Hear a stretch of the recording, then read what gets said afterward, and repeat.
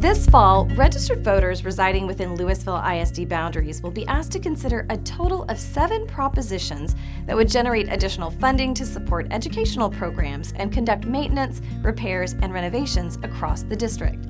6 of those propositions are for bonds, which provide a dedicated funding stream for major repair projects across LISD's 9 million square feet of facilities and major equipment purchases. The other proposition for voters to consider is a voter-approved tax rate ratification election, or VATR. So today, let's talk about the 6 bond proposals. Why do school districts even hold bond elections? About 80% of Lewisville ISD's yearly budget is spent on salaries and benefits, which leaves very little to pay for major capital projects such as new buildings, additions and renovations, land, technology, buses, and equipment, among other items.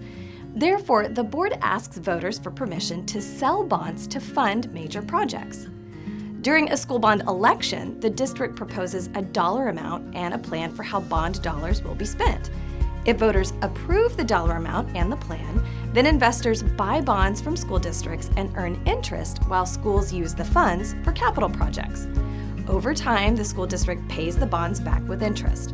Because of LISD's sound financial management, the district routinely pays these loans off faster than required, saving taxpayers $140 million in interest over the life of the bonds over the past 10 years. Over the last 7 years, the district has reduced the overall tax rate by 27 cents, dropping the total tax rate from $1.40 in 2017 to its current rate of $1.13. If voters approve all the propositions, the total LISD tax rate will be 10.6 cents lower than it is now in 2023. It's important to understand these voter-approved bonds cannot be used to increase employee salaries or to pay rising costs of utilities or services. That is what funds from the VATR would be used for. We'll talk more about that in a future video. A complete list of projects included in the bond is available at lisdbond.com, along with information about where and when to vote.